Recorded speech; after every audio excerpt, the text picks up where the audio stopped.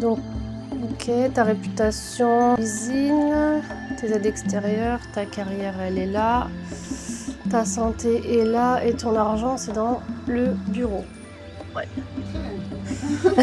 Ouais. Hello et bienvenue pour une nouvelle visite de maison. Aujourd'hui, je suis toujours en Thaïlande, comme vous pouvez l'entendre, et je vais visiter une maison typique thaï, complètement différente de celle que je vous ai montrée dans mes vidéos précédentes. Et je vais vous faire l'analyse tout de suite. Allez, c'est parti! Alors, je vous montre tout de suite cette jolie maison thaï, proche d'une cocoterie. On est sur une maison typique qui n'a pas été retouchée ou améliorée en termes d'agrandissement d'espace. Le terrain est resté tel quel. La maison a été bien sûr décorée un petit peu différemment à l'intérieur, surtout avec un terrain magnifique. C'est vaste, dégagé, verdoyant et ça permet au chi, à l'énergie vitale, de circuler librement avec une pelouse bien entretenue. C'est vert, c'est beau, ça dégage une énergie calme et douce. Il y a même des poules qui viennent s'y réfugier tellement ça donne envie. Et des petits poussins là-bas. Regardez comme c'est mignon.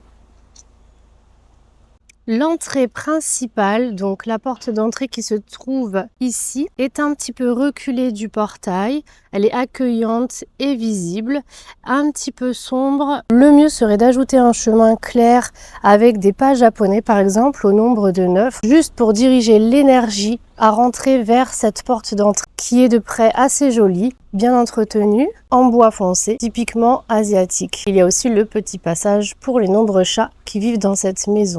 Un petit point négatif qu'il faudrait améliorer, ce sont les barrières qui contournent le terrain de la maison, qui sont un petit peu abîmées et défraîchies. Le mieux serait d'en refaire et d'en rajouter des différentes. On sait qu'avec la chaleur, le soleil et le vent, c'est pas toujours facile de les avoir en bon état. Il faudrait vraiment s'y attarder, limiter l'espace et apporter un petit peu plus de soutien et de protection à la maison. Maintenant, on va passer à l'intérieur.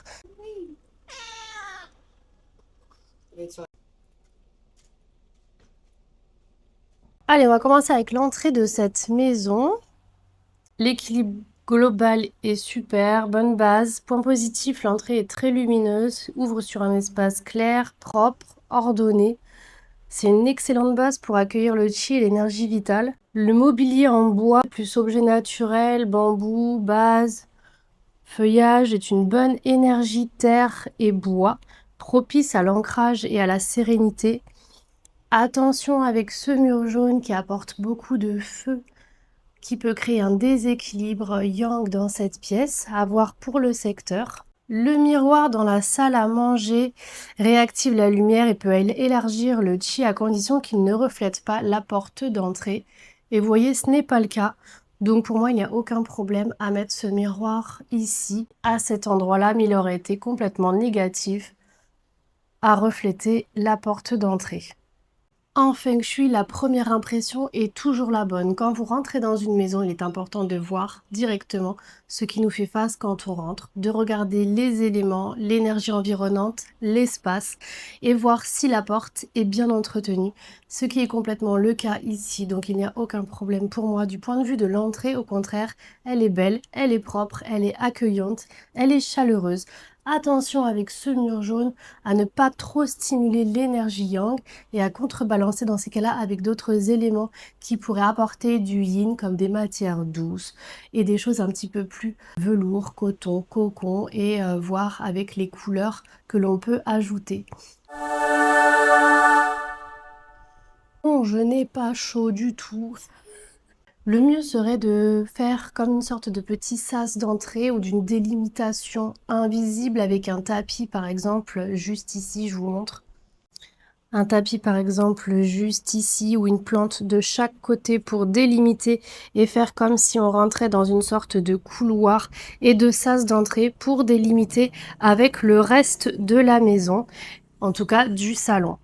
Ce qui fonctionne bien dans cette pièce, malgré tout, c'est la déco naturelle, rotin, bois, plantes, paniers arrondis, etc. Ça crée un bon ancrage pour la terre et c'est propice à la paix intérieure et assez adapté au nord-est finalement. La lumière naturelle et les objets en céramique et les formes douces apportent un chi bienveillant. Il fait 40. Pour la petite info, on avait secouru ce petit bébé chat il y a 2 ans en Thaïlande et c'est mon amie qui l'a gardé depuis. Elle s'était fait rouler dessus par plusieurs voitures, donc je suis trop contente de la revoir. Elle s'appelle Miboon, ça veut dire la chanceuse en fait en thaïlandais. Ah, Miboon. La cuisine est bien éclairée, lumineuse, ce qui est bon pour le sud et le sud-ouest. Le carrelage décoratif blanc et bleu qui introduit un petit peu de fraîcheur au métal peut calmer l'excès de feu dans une cuisine. La fenêtre face au plan de travail, c'est cool, ça permet une bonne circulation du chi ainsi que la porte permet d'aérer l'espace. Les couleurs douces, beige, crème, ça représente la terre et l'équilibre et ça va calmer l'énergie du feu qui peut être dominant dans une cuisine. Donc voici l'analyse principale.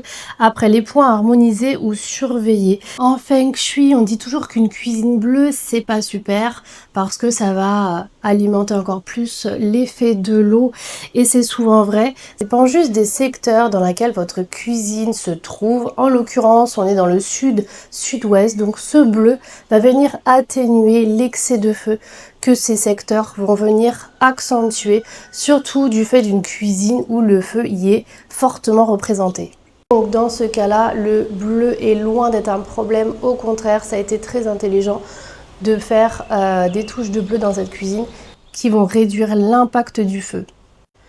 On fera bien sûr attention quand une cuisine se trouve dans le secteur de la réputation et du couple de ne pas générer encore plus de conflits ou de tensions au sein de notre couple. Donc mon conseil serait donc d'ajouter des touches de bleu comme je vous l'ai dit et en plus du métal, ce qui va venir calmer l'effet encore plus et qui va être assez propice pour cette année 2025. Et si vous ne voulez pas mettre des photos de votre couple dans une cuisine, vous pouvez mettre des représentations qui pour vous vous tiennent à cœur et vous font penser à un couple en bonne santé, tels que des sculptures, des portraits, des peintures, etc. On va passer maintenant à cette superbe chambre dont l'énergie de ce secteur est le nord-est. Le nord-est représente la connaissance, l'ancrage, la sagesse intérieure, la paix, l'harmonie.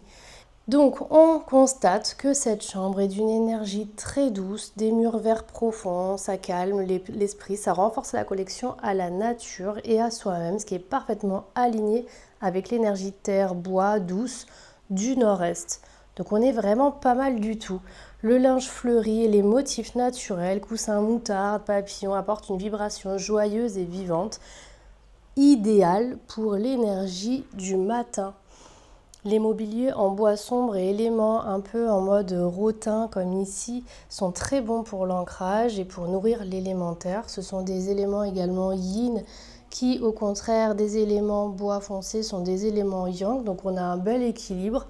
Et la présence de miroirs est bien présente mais ne reflète pas le lit. Donc ça ne me pose aucun problème pour cette chambre. Par contre, hop, il reflète la fenêtre. Donc devoir déplacer ce miroir un petit peu pour pas que l'énergie de la fenêtre se reflète dedans. Concernant ce mur décoré avec des cadres et des éléments assez positifs et des belles phrases, le pan est excellent pour le sud, ça apporte réputation et renommée.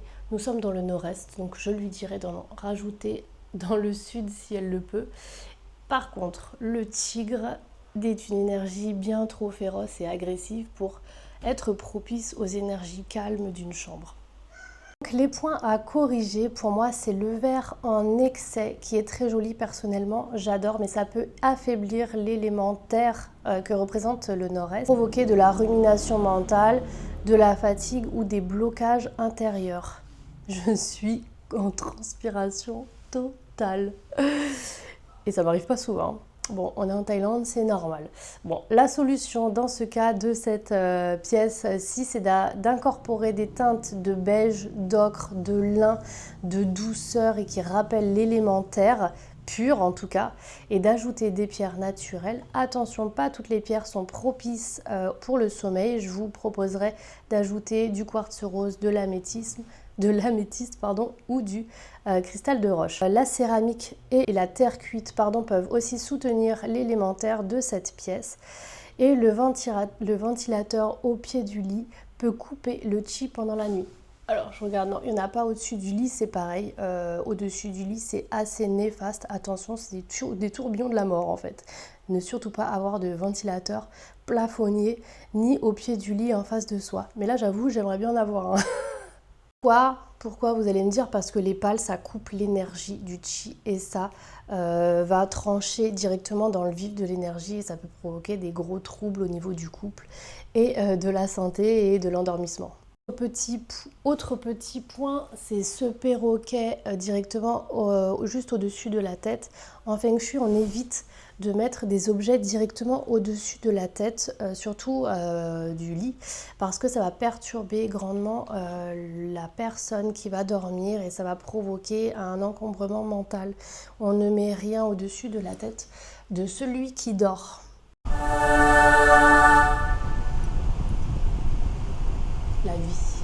La vie.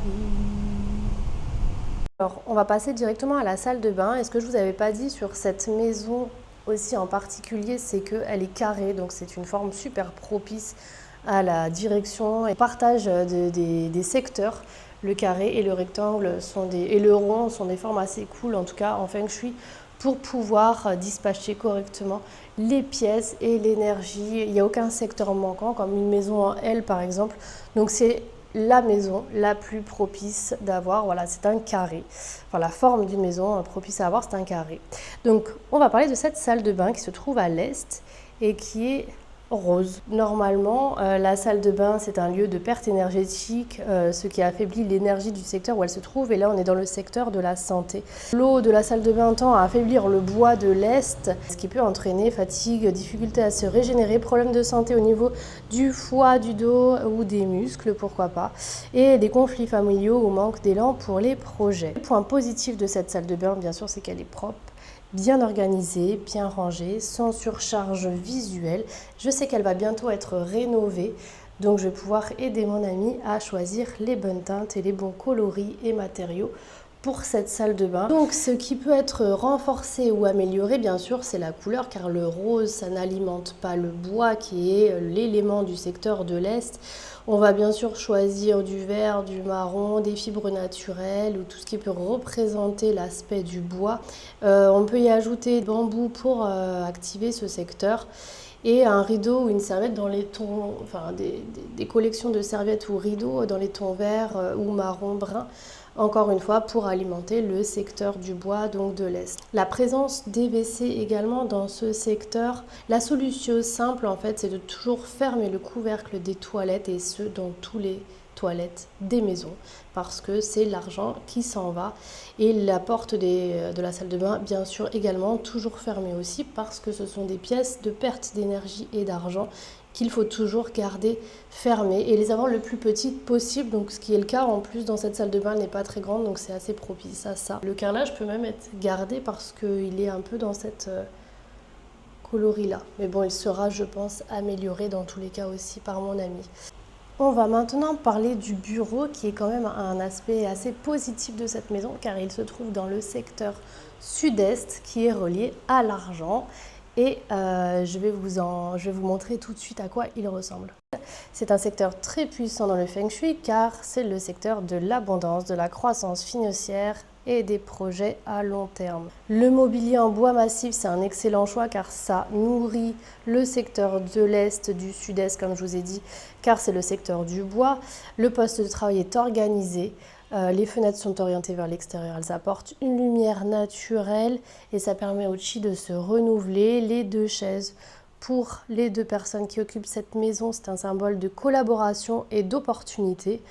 Les points améliorés, c'est d'avoir le dos tourné à la porte. Je vous montre. Cela peut créer un sentiment d'instabilité, d'insécurité. Idéalement, il faudrait placer une plante haute ou un dossier solide avec accoudoir à la place de ces chaises pour travailler, pour avoir un fort soutien derrière soi et ainsi des accoudoirs qui donnent un petit peu une position et un statut de commandant et de chef. Le manque de symbole d'abondance dans cette pièce aussi devrait être encore plus activé pour attirer et stimuler la richesse et les opportunités qui peuvent nous être bien sûr différents à chacun, mais ça n'empêche que nous pouvons aussi mettre des symboles de richesse tels que le crapaud à trois pattes, tels que le chaman Ekineko, ou tout ce qui peut nous représenter à nous de la richesse. Ça nous est propre à chacun. Pourquoi pas des plantes aussi qui sont symboles de richesse, telles que la jade, la crassula ou le monitri, sur le bureau ou carrément sur les côtés, peu importe dans la pièce. Une coupelle d'abondance avec des sous dedans, un cristal d'abondance tel que la métisse par exemple, la citrine ou même la pyrite. Et des images forêt luxuriante, tropicale et montagne, bien sûr, si on peut et si on a l'opportunité de placer son dos quand on est dans son bureau derrière un mur pour qu'on ait le bureau devant soi et d'avoir du soutien grâce au mur qu'on a derrière soi, placer une belle image de montagne, même d'un bel arbre qui peut apporter un fort soutien dans vos projets professionnels. Donc on peut placer des lumières dans ce secteur, c'est déjà le cas car ils ont une lumière au-dessus du bureau, mais y apporter par exemple des lampes de sel qu'on laissera allumer, bougies, etc. quand on travaille. Bon, avec cette chaleur, les bougies, on va éviter, mais des lumières qui ne réchauffent pas trop la pièce et qui vont activer le feu de l'énergie du sud-est. Donc pour résumer un petit peu cette maison, on s'y sent énergétiquement très bien.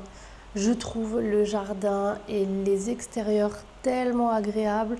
On est dans un petit havre de paix entouré de cocotiers.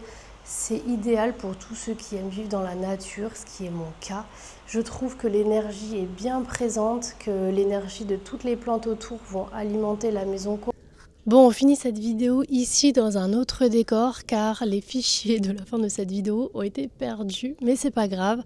Je disais donc qu'on était dans une magnifique cocoterie, petite maison taille traditionnelle, très bien répartie, très bien décorée. Il y a bien sûr des choses à revoir, mais dans l'ensemble, les énergies sont très bonnes et très propices pour ce couple qui vit à l'intérieur.